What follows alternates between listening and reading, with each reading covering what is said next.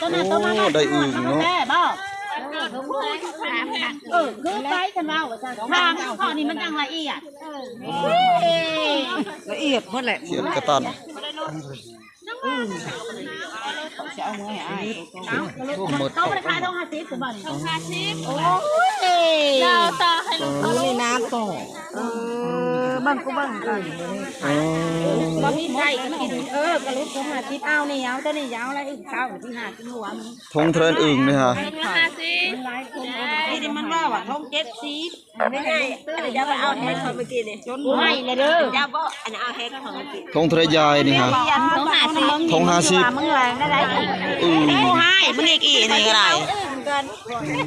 อึ้งเด้อป้านี่มาว่า บ่ก็บ่อยาก เซฟพี่น้อง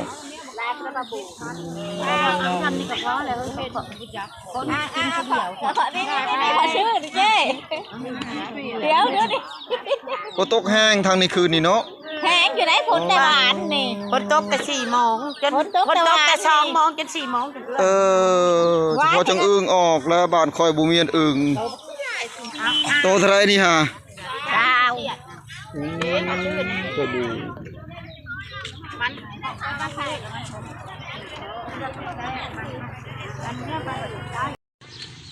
ครับสบายดี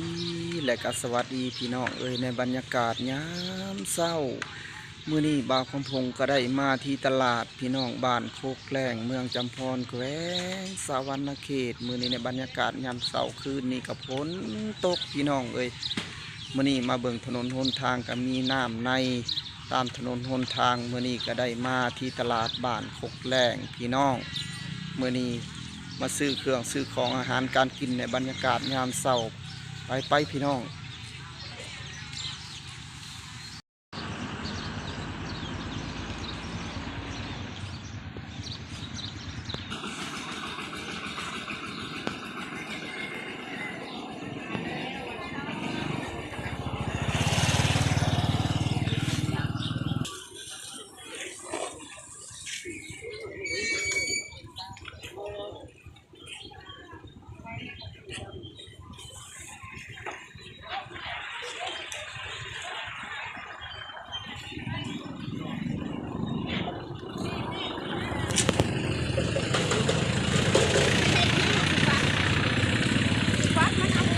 สาวบ้านก็ได้มาซื้อเครื่องซื้อของพี่น้องในบรรยากาศยามเช้าก็เต็ม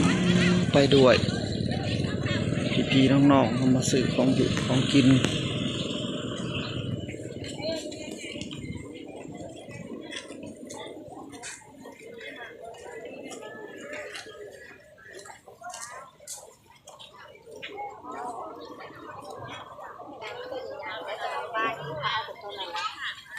ทงเท่านี้ฮะตัวใหญ่เนาะกบเนาะ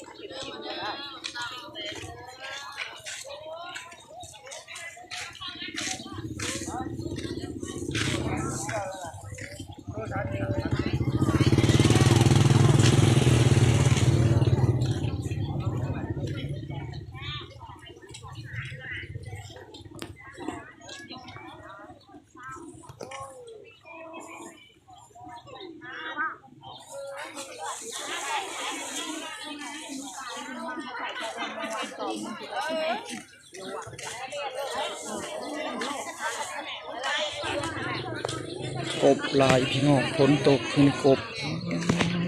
ลายแข็งหวาน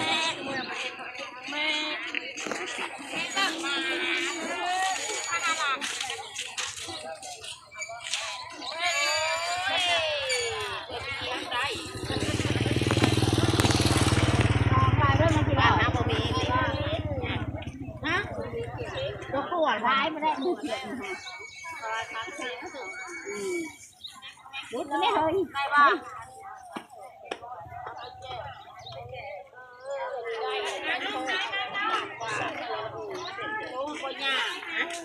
ตัวย่างเด้อบัดนี้ นี่กิโลดอกกระเจียวมันยังได้อึ่งนะนี่ฮะ จักกบ กบมีแต่กบอ๋อกบหลายลีเนาะ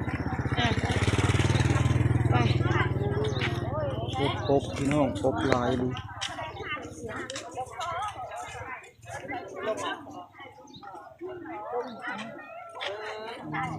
หน่อไม้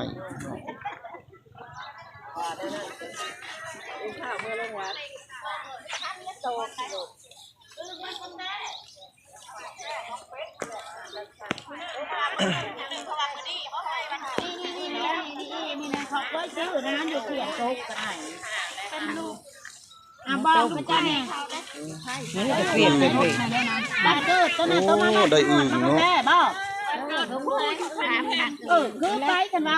ทางข้อนี้มันจังละเอียดละเอียดหมดแหละ เขียนกระตัน จะเอาเงินให้หมด ต้องไปขายต้อง50กูบ้านต้อง50โอ้ย เราต่อให้ลูก นี่น้ำต่อบ้านกูบ้านอื่น อ๋อ บ่มีไก่ก็กินกระลุกผมหาคิดเอานี่เอาตัวนี้ยาวอะไรอึ่งข้าวที่หากินหัวมัน ทงเทรนอึ่งนี่ฮะ นี่มันว่าทง70ไม่ได้เดี๋ยวไปเอาแฮกเขาเมื่อกี้นี่ ให้เลยเด้อ เดี๋ยวบ่อันเอาแฮกเขาเมื่อกี้ ทงเทรนยายนี่ฮะ ทง50 มึงแรงได้ อึ่ง กูให้มึงอีกนี่ก็ได้อึ่งเด้อป้านี่มาว่าบ่ก็บ่อยาก เซฟพี่น้อง ทำนี่ก็พอแล้วเป็นคนกินเดียว นี่ขอชื่อดิเจ้เดี๋ยวดิ ก็ตกแห้งทางนี้คืนนี่เนาะ แพงอยู่ไหนผลแต่หวานนี่ คนตกแต่4 โมงจน ฝนตกแต่ 2 โมงจน4 โมง เฉพาะจังอึ่งออกแล้วบ้านคอยบุเมียนอึ่งโตเท่าไรนี่ฮะ ดาว ก็บู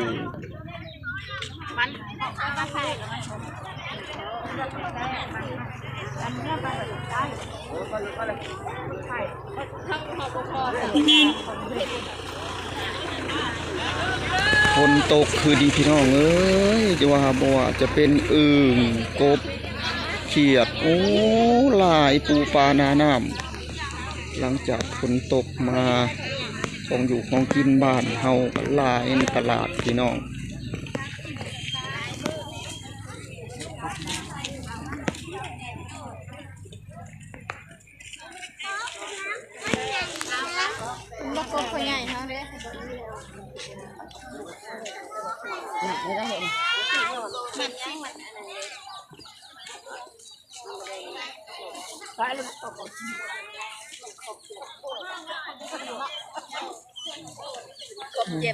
กองทะเลหมูแดงนะฮะ หลาย มันจะมีแม่ดำเลยเนาะ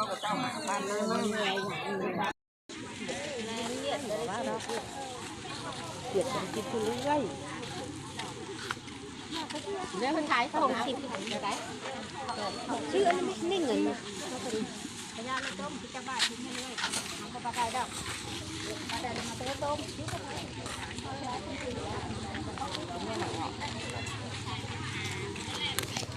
แล้วได้ยังเจ็บ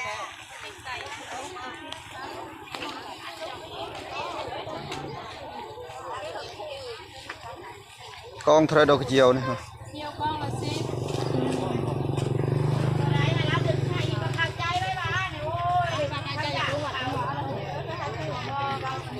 อ๋อ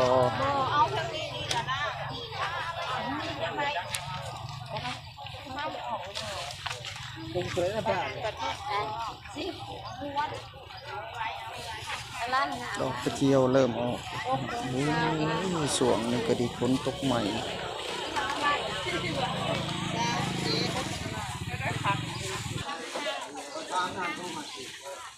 ขายไปได้ทำไมเท่านี้ฮะ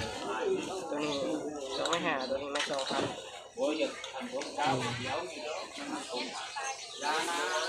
ตักเปิ้ลได้ ได้แล้วปัน เอ้า 10อันนั้นขอบใจใส่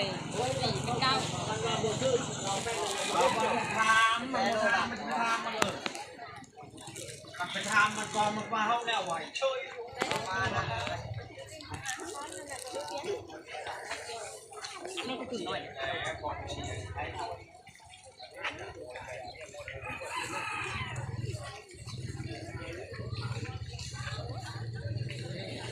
คนหลายพี่น้องเอ้ยในบรรยากาศงานเช้ามื้อนี้ก็เป็นตลาดชุมชนอยู่บ้านให้บ้านหน้าให้พี่น้องตื่นเช้ามาก็พากันมาซื้อของอยู่ของกินคืนนี้ก็ฝนตกแรงบ่ว่ากบเขียดอึ่งโอ้ออกหลายปูปลาหนาน้ำจังบ่จะเป็นดอกกระเจียวสวงนี่ก็ดีหลักๆก็ดี